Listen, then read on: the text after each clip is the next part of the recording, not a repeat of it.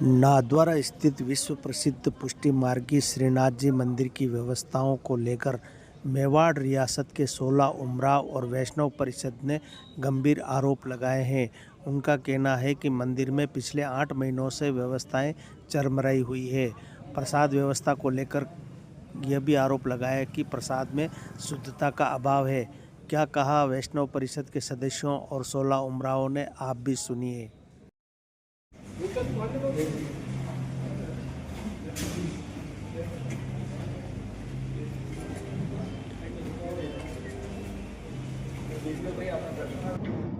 कुछ व्यवस्थाओं के अंदर हमें कुछ त्रुटियां नजर आ रही है या कुछ व्यवधान नजर आ रहा है।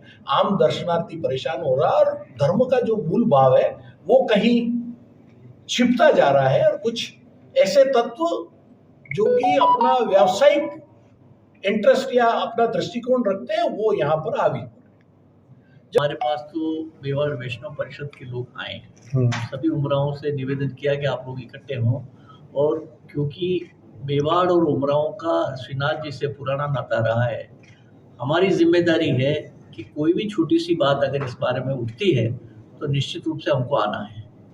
हम तो आज क्या, जब भी हमको वैष्णव परिषद या श्रीनाथ जी याद करेंगे, मेवाड़ का एक उमराव आने के तैयार है। हमको हमारी जान देने की जरूरत होगी तो हम आएंगे। लेकिन आज जो चीजें हम सुन रहे हैं, अगर वो सच है, हो सकता है गलत भी हो, लेकिन इसकी जांच तो होनी चाहिए। सरकार को पता तो होना चाहिए। सरकार का निष्पादन अधिकारी यहाँ नहीं बैठा है। यहाँ पर जो मंदिर मंडल में ट्रस्ट पे जो लोग हैं उन पे हम कैसे विश्वास करें? हमारे जान पहचान के नहीं है, हमारे मेवाड़ के लोग होंगे तो हम निश्चित रूप से उनसे जानकारी ले पाएंगे। इसीलिए हम लोग यहाँ आए। कि एक हल्की बात है, लेकिन दिवाली के अन्नकूट के बाद जो प्रसाद होता है वो एक कोठा ठिकाना में आता है, एक महाराणा साहब के वहाँ जाता है। आपको दुख होगा, मेरे तो फ़ोन में मैं बताना नहीं चाहता हूँ, उसका पिछले 4 साल में इतना स्टैंडर्ड गिर गया है, कुछ आता है अगर आपको बताऊँ तो आपको भी अफसोस होगा। ये चीज़ें में वापस सुधार हो, दर्शन व्यवस्था सुधरे, आम पब्लिक को फ़ायदा मिले, सबको श्रद्धा से दर्शन मिले।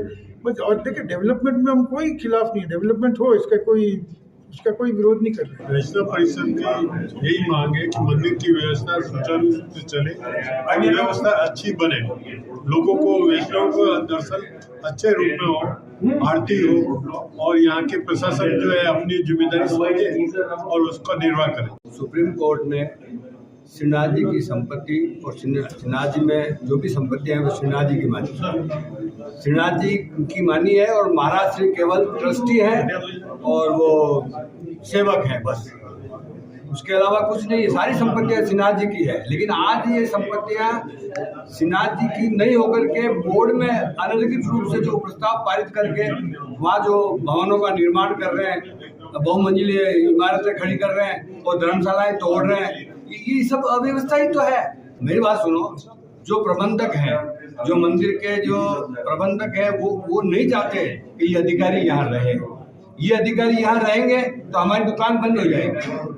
जो उन्होंने पहले एक दुकान चला रखी है जो आपके सामने, जो सेवा केंद्र के नाम से, अब वो सारा कार्यक्रम वो वहीं से चलाते हैं।